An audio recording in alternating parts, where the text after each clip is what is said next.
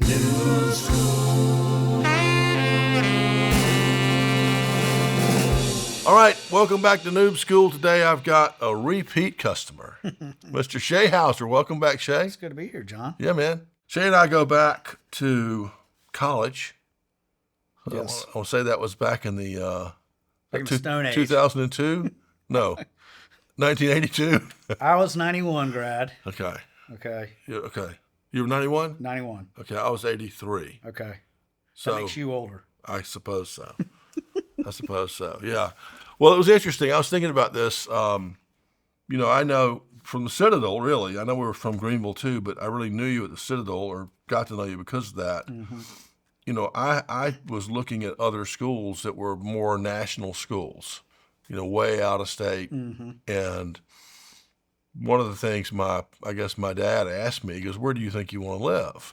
And I'm like, "Well, I probably live, I like the South. I'll probably live here. I'd like to travel around a little bit." But he goes, "Well, if you're going to live here, there's an advantage to going to a school around here. You meet all these people that are also going to live here."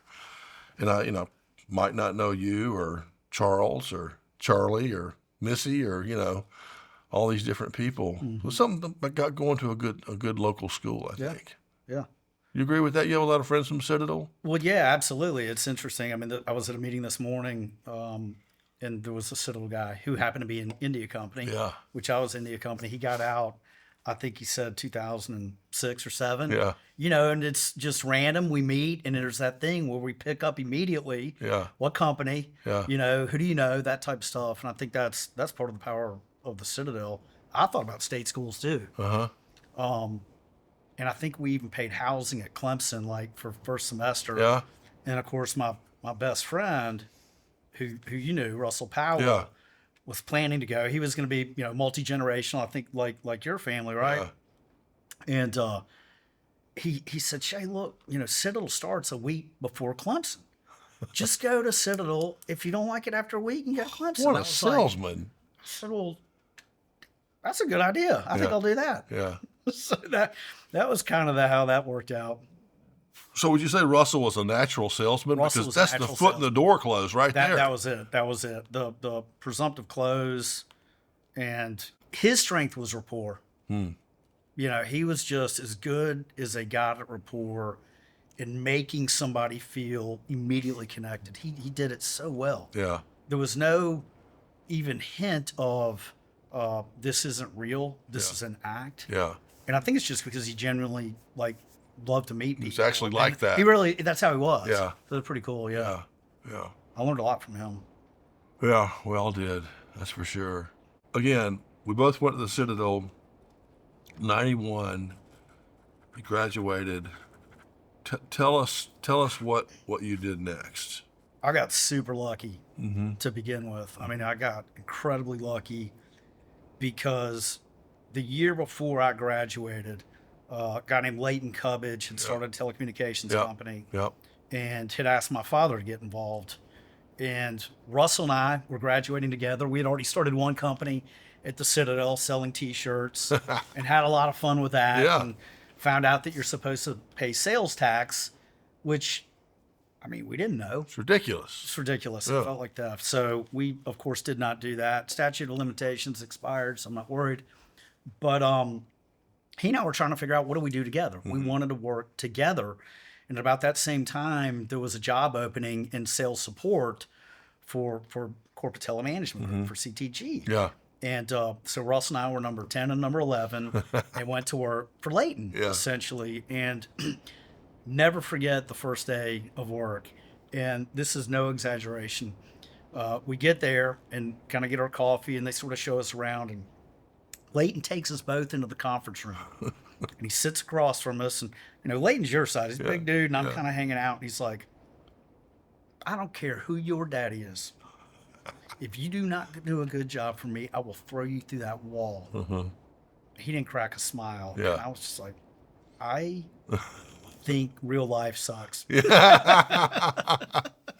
Yeah. Yeah. But that was, that was it. That was the beginning. And just Which became a wildly successful telecom company on the I guess, on the end of the AT&T breakup, right? Yeah, I mean, it came off the AT&T breakup, Yeah. and it was sort of back when we had to pay 15 or 20 cents a minute for long distance, and the 30-year-olds watching will have no clue what that is, right? Yeah. And pre-internet as Yeah, well, right? yeah. Pre-internet, and they just did an unbelievable job building the company organically, and then bringing in acquisitions and learning how to pull out cost. Yeah. And what was cool about it, John, is it was 100% channel. The services were sold through a network of channel partners. Right. And so by the time CTG was ending, that's all I knew.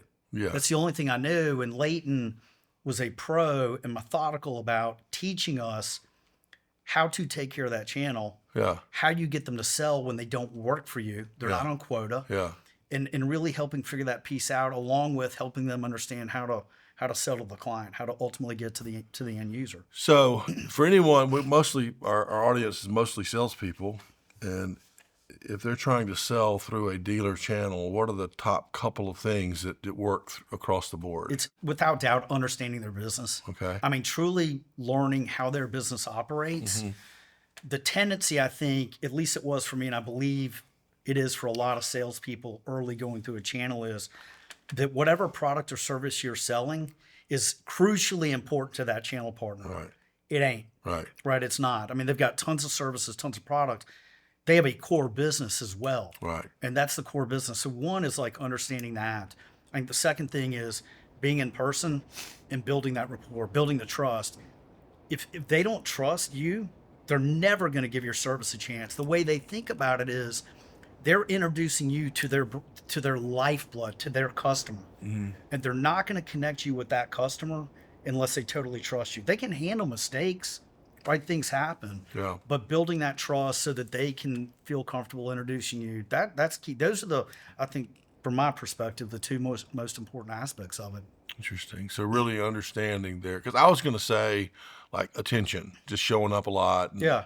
I mean, I suppose that's part of it. Yeah, I mean, it's part of building the trust, but Yeah. I think they just have to, over time, really believe in what you're saying.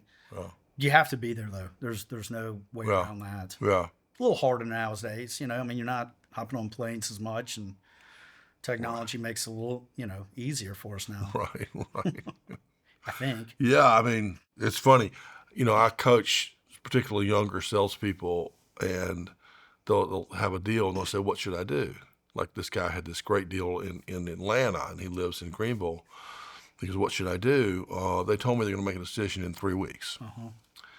And I said, "You get in your car and you go down there every week, and you tell them you're in town for a couple of days. Can you take him for a call?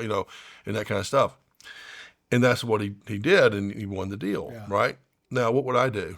Probably not do that because I'm lazy, right? I mean, I know better, right. But I probably wouldn't do it. Yeah. Probably say, send you a text. Do you want to do it or don't you? Yeah. We hit different points in our career. The energy's a little lacking. I know, but I said, you go every week, just show up. Yeah. Anyway. I remember a story about Ted Hassel. He was having trouble getting in the door with this particular channel partner. And he kept calling this guy, and the guy, he couldn't even get through the assistant to get to the guy. And one day, Ted, apparently, they had like assigned parking. Ted goes to the guy's office early in the morning and puts a beach chair in the guy's parking spot and lays in the beach chair until the guy pulls up. That's unreal. Guy saw him. Yeah. Creativity. Yeah. That's unreal. It's a good one. Ted could get away with that too. That big old smile. He knows how to do it. Okay, so CTG, y'all sold in what year? That was 95 that the company sold. Okay. Late 94. Yeah, closed in 95. And people started to kind of go their own ways. Leighton left pretty quick. Russell, Dan, a group of people stayed on for quite a while through that run. I left probably maybe 6 months into it. It just didn't, it was a big company, it was public, and it was clear that for me, wasn't what I was going to do at that point. Okay. And then what happened?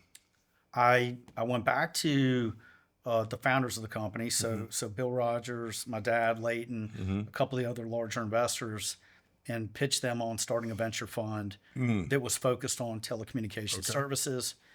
And, I was like, we know so much about telecommunications now with all my 4 years experience. Right. But, you know, for them, it was like, all right, this is cool. We're not going to start another company, really. Yeah. And this is a good way to do it. And so did that for a couple of years. And, you know, again, got lucky, you know, sort of hit the beginning of the dot-com boom, which turned out to be some good investments for the fund.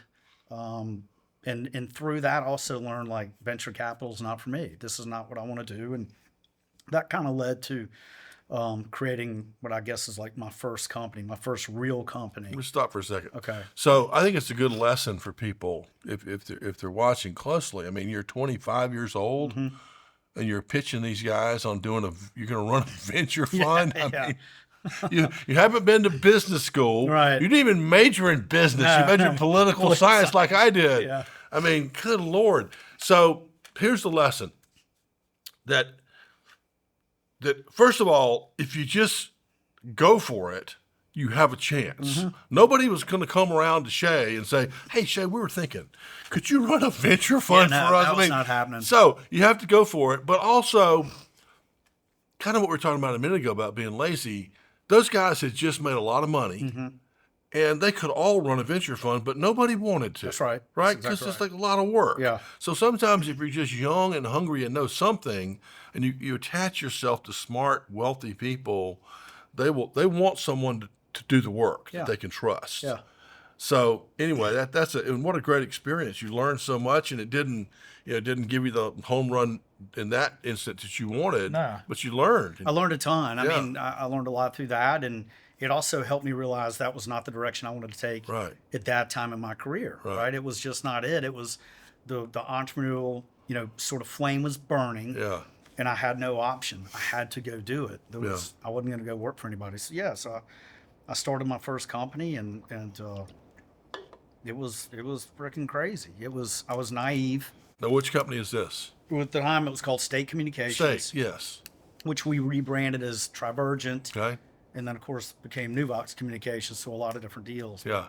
It it was funny, John, because I'd gotten a little lick from CTG. Yeah. And at the time, for me, for 25, it was a lot of money. Yeah. And I put a little bit in the venture fund. And when I started State Communications, I was like, well, I guess I just go to the bank and get the LLC papers or whatever it was done, and I just open an account. And I wrote this check for a pretty big amount of money and deposited it. And I just started hiring people. Yeah. No idea what I was doing. Right. None whatsoever. Right. You know, so just sheer maybe arrogance, naivety, confidence. Yeah. And I think the ability to, like, at an early age, tell the story to get people excited. Yeah. Yeah. Because I don't know why they quit their jobs and came to work Well, with me I for mean, zero revenue. I know why. I mean, people want to follow something, right? They want to be part of something. And just going to work at XYZ normal company is boring. Yeah. But you're following something. We're going to try something. Yeah. We're doing something new. Let's try it. Yeah. I mean, I love it. And I think you know, in a perfect world, we watch people like Naval Ravikant and these really super smart Silicon people, and they think it all through, you know. And I'm not going to do that. I can't do that. Yeah, I can't do it either. You just got to have the idea, make your bet, right? Place your bet, and then adjust. Yeah, you go all in, and then you just have to adjust as whatever hits. Yeah. I mean, that's just what we do. Some people think we're crazy. Yeah, that's true. We have no choice. No. We have no choice. No, absolutely. Yeah. I mean, I'm unemployable now. I'm 55. Right. I've been through the ringer. I can't work for anybody. Right. There's no way. Right. That would be bad. You gotta A few times I've tried. Make I've sure been fired. Make sure you're not late to the staff meetings. Yeah, right. Exactly. God. Well, okay. So State became a great company, and you went through lots of different iterations. You merged. You bought people. Yeah, I mean, it was a crazy run. I mean, it was truly, I think, when the dot-com boom was really exploding, and we shifted a number of times from telephony services to high-speed internet, which was 1 meg of data for $1,500 a month. That's great. But raised a ton of money and filed to go public. And, naturally we filed to go public on April 14th, 2000, which was the biggest one-day drop in the history of the NASDAQ. So that was kind of a sign that things probably weren't going to go swimmingly. Yeah. And, we merged the company that November with an out-of-market peer where they had just raised a bunch of equity, and we had a lot more network built, a lot more people, a lot more revenue. So on paper, it made a good match. And frankly, going through the transaction and a year later, it was a good match. It worked out well. If I was watching, I'd be asking, how in the world would you know who this out-of-state person was to merge with? How would you have developed that relationship? In that case, it was the investment bankers. Okay. It really was. I mean, we knew of each other, yeah. but we didn't have really a relationship. Since we were out of market, we didn't really compete. Okay. They were not one of my peers that I would talk to frequently the way there were some others. But as the IPO stalled out, our bankers had a relationship with their bankers. They were going through the same issue, just different in that they raised money. Yeah. And Goldman Sachs was saying, you're not growing. You got to grow. So that's how that thing really came about. Okay. Now, after that, it was the search for deals. Yeah. We did some deals pre-IPO. I mean, I think we probably bought, I'll say 5 companies. I can't really remember now. Yeah. And integrated those. Yeah. Those were big sales prospects for me. That's what those were. Yeah. Right. It's a different kind of sell. Right. But in many cases, I was cold calling these business owners in Wilmington, North Carolina or Atlanta and checking in and introducing myself and talking about my business and asking about theirs and planting that seed of who knows, that type of thing. And so would it be kind of under the guise of, I started state communications in Greenville. I know you've got so-and-so. I thought we should just know each other. I've heard a lot about your company. Okay. Some of my channel partners have talked about you. You guys have an unbelievable reputation. Congratulations on what you've built. Yeah. Like, that's amazing. Yeah. And sort of working at that angle, which is, we're still pretty early and we're still trying to grow, and I sure don't have it figured out. And just trying to build some type of relationship that way. Yeah. Getting back to the channel partner of how do we begin to trust each other? Yeah.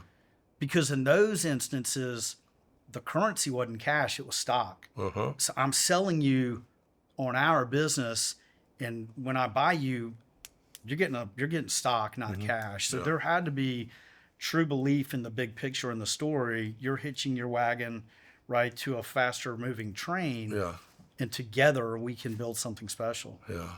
Interesting. Yeah. When did that conclude? When did you sell and get out of that business? Yeah, I mean, that ended up being a really difficult, I think, stage in my life, and a process for a lot of us, because even after merging with the company that had plenty of cash, we were burning probably $5 million a month building out network and infrastructure, and the board were sort of the biggest Wall Street names there were. And we hit a point, we had a board meeting in St. Louis, I'll never forget. And this is probably mid 2001. Yeah. And the chairman said, we talked about raising some more money. I think we're going to raise like 50 million. And sounds like we got it teed up. And I'm sitting there thinking, this is easy. This is great. I'm kind of like, and he said, let's go around the room just to kind of make sure I know where everybody is. And the guy from Goldman's like, we're in for 10, and More Capital's in for 5, and Chase is in for 5, and all of a sudden there's 50, 55 million wrapped up. Again, this is, and he said, well, the market's changed and the valuations are down, and to facilitate this, we're going to do a 1-for-100 reverse stock split. Just kind of sat there, and I was like, I remember being faint, being nauseous, and sweating. And I said, hey, David, hang on. Wait a minute. I don't understand. And the guy from Goldman or Chase looks at me and he said, Shay, you're more than welcome to go raise the money instead of us. And that was the moment I'm like, I just died. So it was like 2.7 million shares at $12 when we were filing for the IPO to 27,000 shares at $1. And married and with, 3 kids and really essentially bankrupt at that point. I mean, I rolled everything Yeah. except a little bit in the fund, Yeah. and spent like a lunatic because I was rich. Just look. Yeah, Yeah. and then I wasn't. Yeah. You know, that was a tough one because 3 of the founders committed suicide, and and it unwound, and a couple of us went up in mental institutions, and it's I don't recommend it. Yeah. But that's that's kind of real life too. That's the part of entrepreneurship I think that you sort of hear about occasionally. It's certainly more talked about nowadays than it ever was, back then. Right. And there's a little more focus on mental health, thank goodness, because this stuff is super, super hard and stressful. Right. Not just on the individual doing it, the whole team, but the family. I think that's where I did the most damage. Yeah. Was with the family through that process. But Yeah. I fortunately kept a really good relationship with the management team, and I knew that we had acquired what was then a non-core asset into the company, and pitched the CFO. I'm like, hey, I'd be interested in buying that asset. Mm-hmm. And they were like, okay, this sounds pretty interesting, and we sort of cut a deal, and then it was like, well, I have no money, and I went around Greenville and hit a small group of individuals and raised $400,000 in equity. And Carolina First Bank gave me like I don't know, call it $1.5 million line of credit off of that, and was able to buy the company. And it was super. I think one thing I learned at that time was humility. Probably in a way that I certainly needed it, but I believed that people thought I was still really wealthy from building this huge company that had 1,000 people, and I was broke, and I had to go out and essentially go collect $400,000 from individuals in Greenville, and thank goodness they still believed in me. Yeah. But that that turned out to be a good deal, and I sold it 5 years later to a publicly held company, and it got me back on my feet. What was that company called? The company I started was UCI Communications. UCI. And then I sold it to Black Box Network Services on April 4th, 2008. Yeah.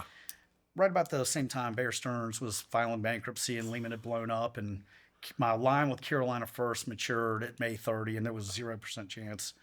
I was petrified, man. I really thought. So you sold it just in the nick of time? I thought I'm literally going to lose everything again. Like, I don't know if I can live through. I don't know if I can do it. Oh my God. Yeah, it was.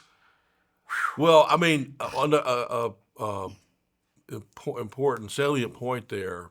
Thank you for sharing that moment. When you go from 2.5 million shares at 20-something bucks.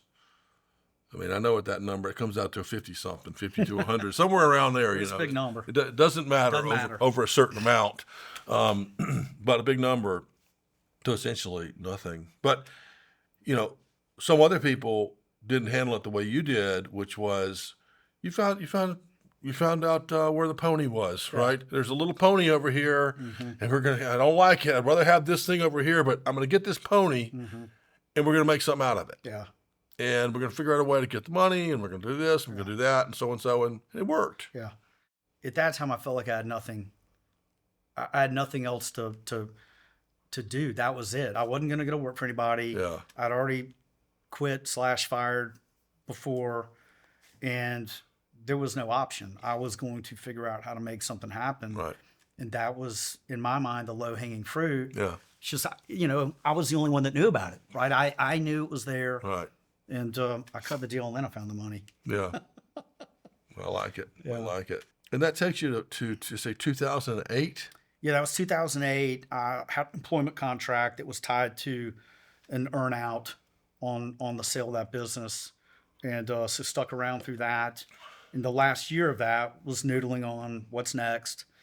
And, was reaching out to some of my former partners, Keith Coker, and of course my brother and your brother and some others. And it was sort of like, there's something here. Yeah. We didn't know what it was going to be, but the thesis very early was recurring based revenue, B2B, selling through a channel.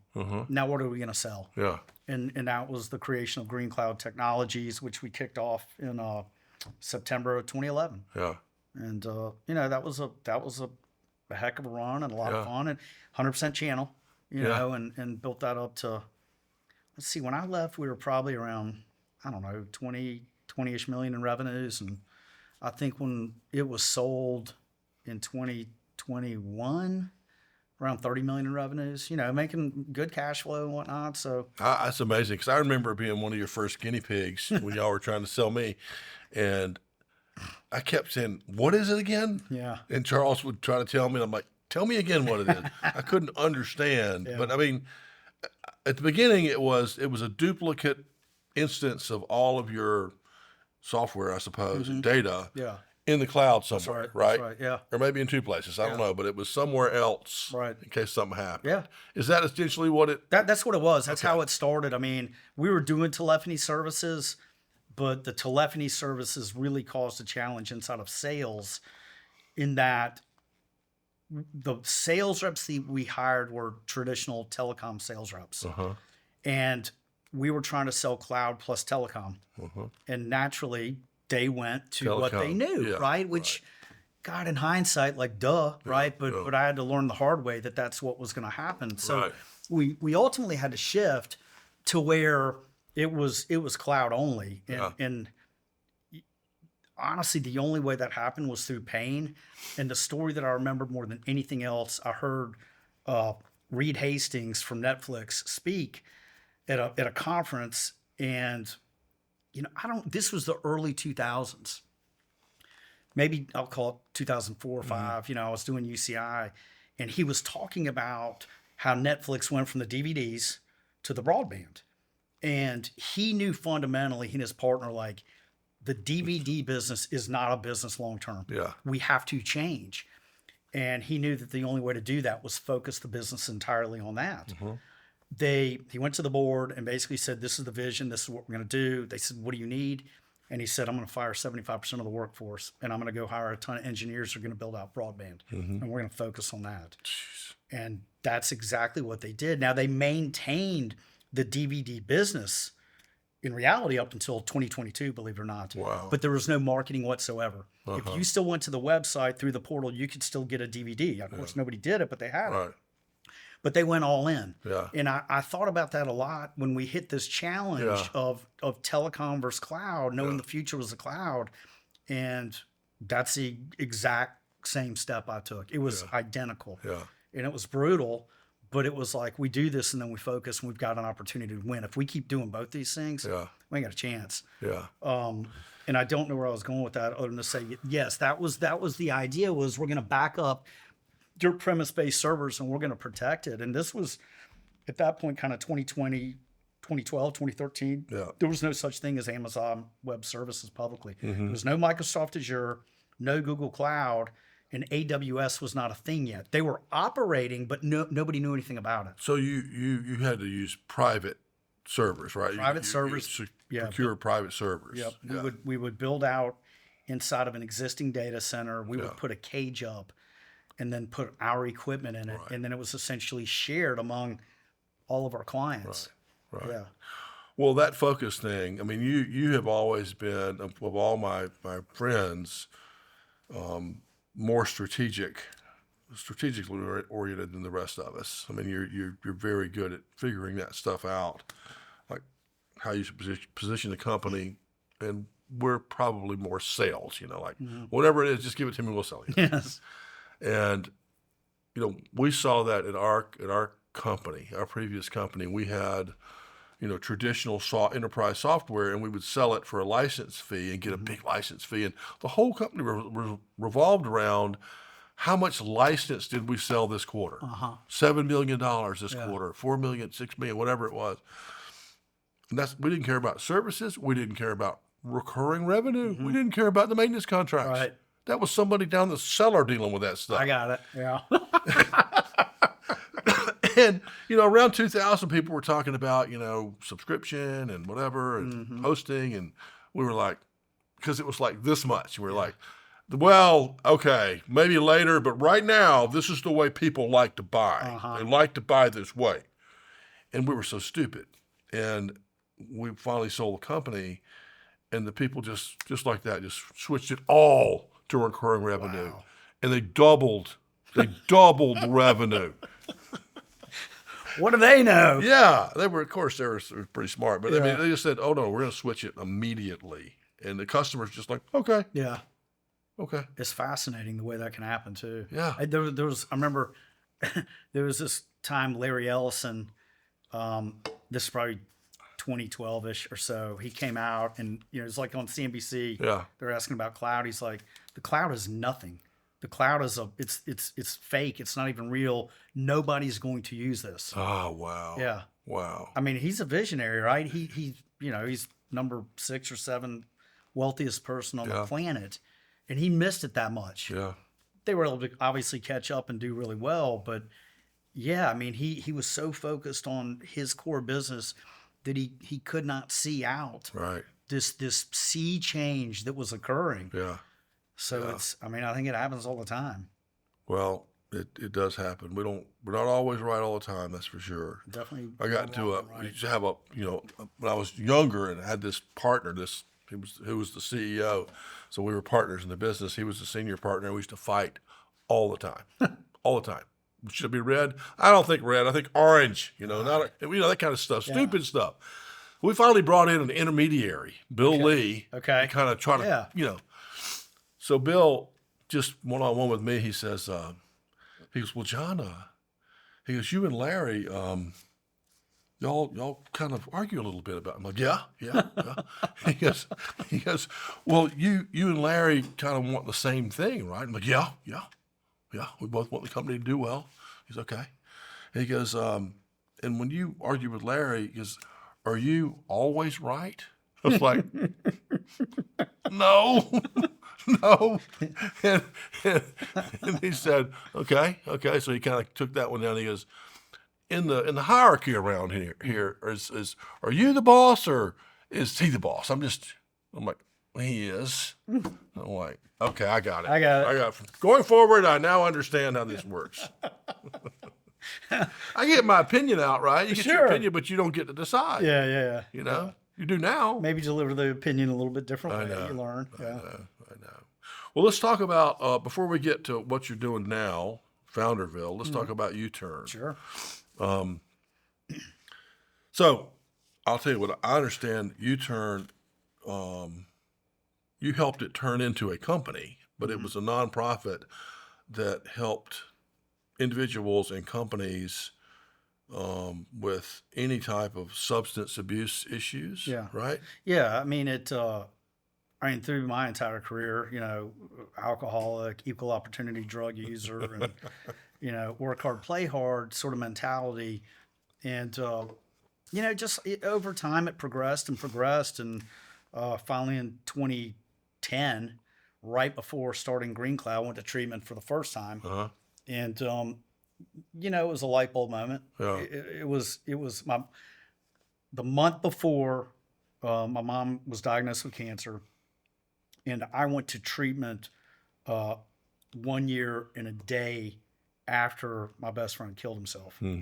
And I was just coming off a really difficult time, and treatment made sense. And, that turned into years of sobriety and building Green Cloud and in a really good spot. Mm-hmm. I relapsed. Relapse is not an event. It's a process, right? It's a process of a slow unwind, at least for me. And it culminated with a number of additional treatments. And just really, really bad time. Just terrible mistakes and a lot of things that I regretted doing. I'm through that now. The last the coup de grace, if you will, was a 2-day bender and a loaded gun and plenty of cocaine and alcohol and probably needed to kill myself at the time is what I thought. That just made the most sense. I got helped and went to treatment for 3 months. And, I got fired along the way and my wife told me she was going to divorce me and the company was not going to honor my employment contract, and my daughter wouldn't let me come home for Christmas. And it was really kind of a low point. Yeah. But it turned out to be great in that when I left treatment in February of 2018, I didn't know what I was going to do. Yeah. And I contacted Rich Jones, who was the CEO of a company or a nonprofit called Favor Greenville, Yeah. Faces and Voices of Recovery. And they were doing really good work here in Greenville. And I was like, yo, what's up? I don't have a lot to do. At the same time, I think the nonprofit had grown so rapidly that Rich, as a clinician, recognized I really don't know what to do next. Yeah. And we just started kind of hanging out and working together. Yeah. And really in short order, what I noticed was the majority of the people coming in were not the alcoholic. They were not the addict. It was mom, dad, brother, sister, spouse, employer, or they were court ordered. And all of the work, all the effort was focused on me, focused on the individual. And I said, well, gosh, Rich, what do we do for the family? And it turned into, well, we do some groups. And I said, well, what type of content do you have? And it really just started this idea of what can we do that's different? And the difference turned into, creating essentially a learning management system, an online platform, a Netflix for addiction is what, in my mind, it was.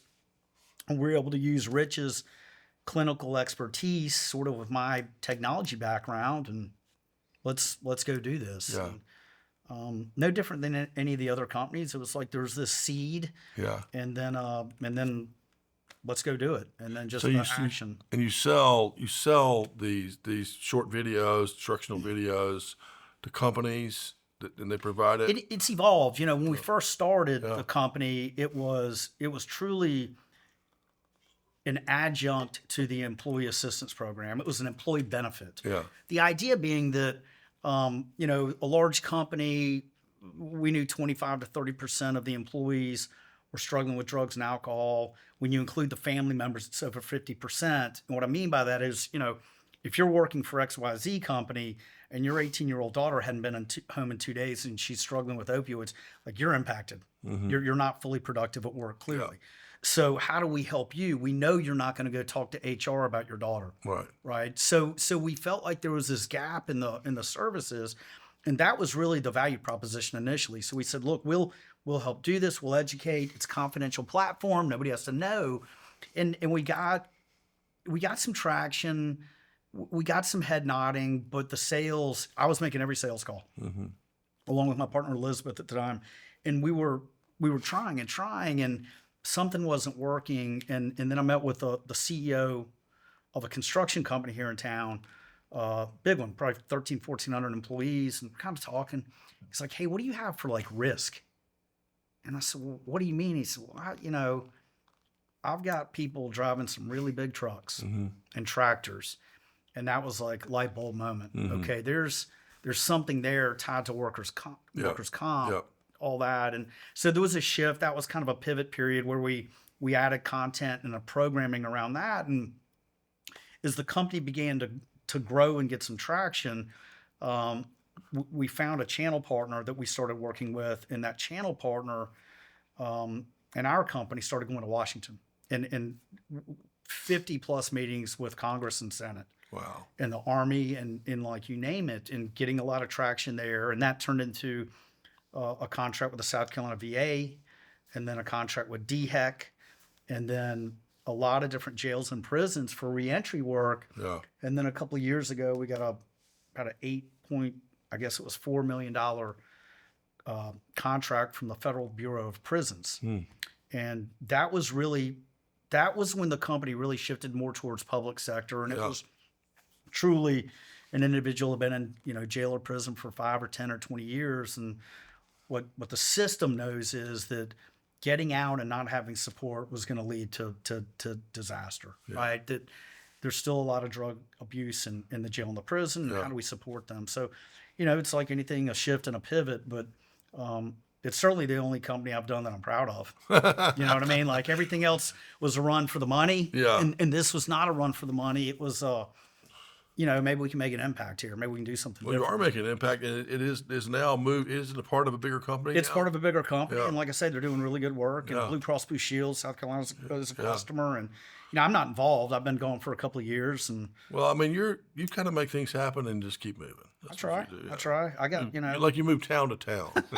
That's it. Well, let's back up on the thanks for sharing your story there. But Shay's been mostly a CEO. I've been mostly like a head of VP of sales kind of guy, and the whole thing with alcohol and salespeople, I think it's important to talk about because we got salespeople watching. Yeah.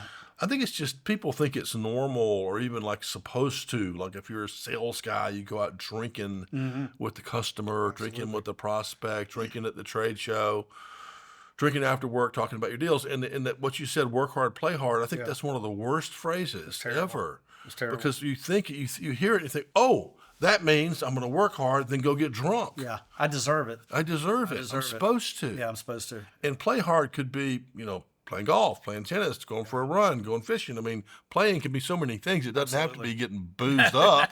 No. I didn't know that. Yes. I didn't help building these companies with the culture. Meaning I was part of the problem. Yeah. I was center of the problem and did not hide the fact that I like to go out and party or drink or however you want to characterize it. So you're going to work hard tomorrow. That's it. Yeah. So it was also a different time at that point. I mean, unfortunately, the opioid, whatever you want to call it, epidemic or not, has brought this to the surface so much, as did COVID, as has real challenge with women under 18 and the struggles and the anxieties, and 65% of them now going to college with antidepressants, among other drugs. And it's just such a known issue now that there's a lot more focus on it, which is a good thing. But you're right. I mean, so many times that it was just absolute ridiculous drunken behavior. And I remember the other phrase people talk about or often, and I've thought about this a lot, is the functional alcoholic. That's so fake in that when I was hungover, I was not 100%. Right. I was present. Yeah. I was at my desk. Doing something. I was doing something, but creating value and really leading the company, absolutely not. Right. So that phrase is silly. I mean, it's just a silly phrase. And if I were to do that now, then I'm taking, right? I'm taking, I'm not giving. And I think the more we can sort of beat that drum and help people see that, the better. I mean, it's a hard, it's not just alcohol. I mean, it's everything. Right. It's mood altering. Yeah. Alter my mood because I don't feel good about something. Instead of doing it the hard way. There's so many ways to do it, right? Exercising. A lot of us do it the hard way. Get to sleep. Yeah. You and I have both seen so many different types of, let's just say, drinkers, okay? But, there's the spike drinker. Like if anyone out there is a spike drinker, meaning you don't drink much, but when you do, you're off to the races. You got to stop. Yeah. Because those people get DUIs, they kill people accidentally, and they don't get promoted, or they get fired. They'll get fired. But they might not even tell you why you don't get promoted. Yeah. They just know. They just know. You're a crazy drinker. Yeah. So there are people out there who can have a couple of drinks, but I don't know many of them. Yeah. Not me and you. No, it's gotten a lot. Yeah. There's a lot more, I think, challenge with it and a battle with it now more than ever. Yeah. And it's everywhere. Yeah. I mean, it's everywhere. I think that YouTurn's helping, and there's a lot of things that are helping where people are understanding that, we have been given these sayings like work hard, play hard, and, those kinds of things, and all this advertising where if you win the race, you're supposed to drink champagne, aren't you? Absolutely. Yeah, I mean, that's the deal. Well, come on, it said right there on the ad, So there's so much of that in our brains that they're starting to fight back and tell people it's not good for you. Yeah. Yeah. I mean, if you can, I think if the way I've tried to frame it up more in my life now is I want to live. Yeah. I want to live a healthy life. I don't want to be, God willing, I make it to 80. I don't want to be 80 and be in horrible health. Right.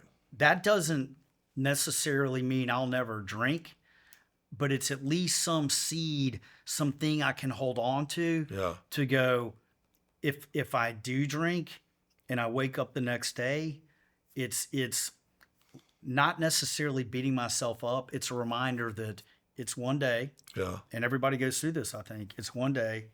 You move forward. You focus on what matters. Yeah. And whether that's your family or your health or your career, it ultimately has to be right here. Yeah. Right. I got to feel good about myself. I got to live with myself. I got to take care of myself. If I can't be the best I can be, then I cannot be that for my children. Right. Right. And I think that's the thing that's resonated with me Yeah. over the years of destruction is I've seen the impact it's made on my children. I mean, my youngest daughter went to a dry college. Uh-huh. Wow. She made a conscious decision not to go to a state school. She went to a private college, Christian-based college, no alcohol. And that is, that's a part of what she grew up with. Right. She watched and she saw it. So, right. And both of my kids were in high school and dad was in rehab. Yeah. Your dad's drunk, your dad's in rehab. And so I think they're stronger for it.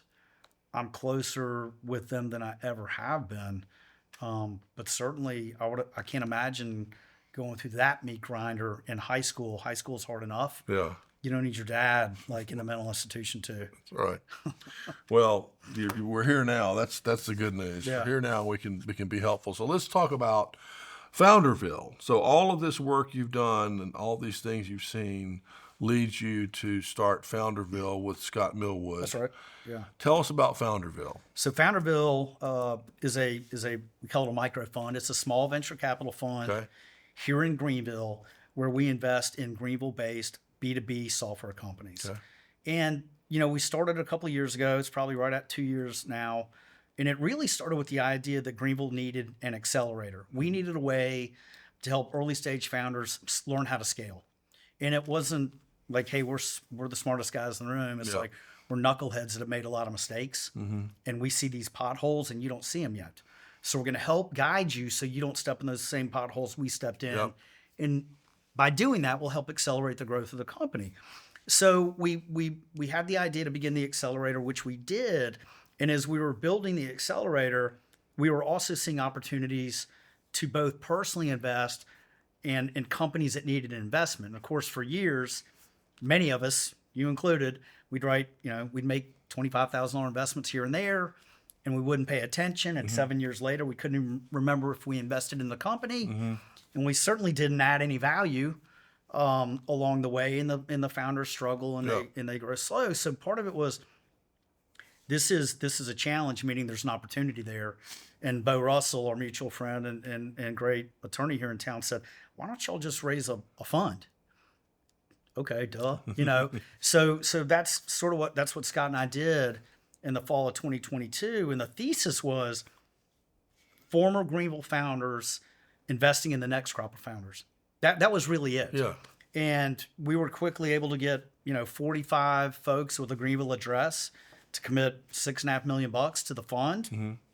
And then Scott and I started working with companies and putting the money to work. And he and I we see eye to eye in terms of what we're looking for, meaning we're both focused on software. We're both focused on B2B. Mm-hmm. We have very different skill sets. Scott is significantly more technical than I am. Mm-hmm. He understands software development, code, and he understands enterprise sales. I've never done enterprise sales. Mm-hmm. I mean, I've never been in sales. Mm-hmm. I have in that I've sold investors on me and I've sold companies on merging, but I'm more finance and sort of structure and marketing and strategy. Yeah. So together, it's a really good mix. And that allows us to invest in companies and try to bring that experience to bear to help them scale. So it's really cool. We've invested in 7 companies, $2.8 million in equity so far. Do you have a favorite so far? They're like my children. You tell me later? Yeah, I'll tell you later. Okay. I will say this. They're all growing exceptionally fast. Good. I think the slowest growing one right now is about 75% year over year. Wow. So, we'll take lucky over smart any day, right? Well, no, you guys both know what you're doing, and I love the fact that it's just Greenville. It's just Greenville. Greenville. You're not like, I've got to go to Atlanta tomorrow. It's like you can really get your hands around. No, we want to build here. I mean, this is about Greenville. It's about the upstate, and it's really about how can we do something different here. We love the tourism, we love manufacturing, but there has to be more. There has to be technology to build a long-term ecosystem for, I think just for startups and for young kids to have a place to be. And we've got too many Clemson computer science grads leaving the state. We have a massive influx of 65 and older. Yeah. And, they're going to go to the restaurants, they'll stay at hotels, and they'll go shop. Yeah. What they ain't going to do is start a company. Right. Right. And as the median age creeps up to 42 years old in the upstate, so if you're 42 working at Michelin with 2 kids, again, probably not going to quit and start a company. So we have, Scott and I believe, a gap, which again is that opportunity, which is how do we create something unique here to where we have startups, and that's why we started it really. But what we see long term is, hey, Greenville special, we all know that. Now let's go out. Let's go throughout the Carolinas and Georgia and wherever, and let's recruit them here. And the vision has been expanded to where we want to recruit 80 software companies to Greenville over the next decade. And we're going to guarantee an investment, and the city's behind it. And it's like anything. It's evolving. Yeah. We started the company kind of this way, and it's growing based on market need. Yeah. And man, it's meaningful. That's it really is. It's people. getting to work with You founders need is those great. companies. They have physical offices. Actually, they all have physical offices here in Greenville. Yeah. Yeah. And what's been cool too, John, is we've invested 2.8, but as we put money in companies, other money comes alongside us, right? They see us. I'll give you an example. Digital Sightbox is one of our investments, and we invested $350,000 in the company. But that same round, which we closed in about 60 days, turned out to be over $800,000. So there's now been $4.8 million in fresh equity poured into 7 startups in Greenville, and that money is flowing through the ecosystem. Right? Everybody's getting a piece of it, and it truly is high tide lifts all boats, and everybody's seeing it now. It's like starting to connect that. The lawyers are getting business. I don't know if they need any more. The accountants are getting business. The digital marketing companies, the software companies, everybody's winning from this. And of course, these companies are hiring employees. So I believe it's the very core of economic development in this city. Yeah. And it's what has to happen. Yeah. Well, yeah, those wins like Digital Sightbox, I mean, it might be one of those things where they're doing great now, but 15 years from now, they could have 500 people. Or There's no telling. Yeah, there's no telling. But Greenville's got a history of it, right? I mean, you go all the way back to Daniel Construction, yeah. right? And it was News, one time the largest construction company in the world, and Builder Marts of America, and of course your company, and DataStream, and just go on. I mean, there's so many great entrepreneurial stories here that I don't think get celebrated enough, and I think that's what we're going to try to change, is try to celebrate these things. I love that. Okay, just a few more questions and we can finish up. I know I've asked you this before, but it's been over a year, so I'm going to ask them again. Favorite all-time book? Man's Search for Meaning. Oh yeah, it's simply so good. Viktor Frankl. Viktor Frankl. Yeah. It puts everything into perspective, and it's one I'll pick up, and I've got highlighted, and it's moving. Okay. Favorite word? Resilient. Resilience. Is definitely my favorite word. And I use it a lot, and I believe in it. Yeah. Favorite band? This kind of gets back to favorite child. Who's your favorite child, right? I mean, it's hard to pick one, so I usually will go with a Led Zeppelin, AC/DC, Leonard Skinner type, sort of those 3 bands that are all in Kiss. People laugh, but Kiss.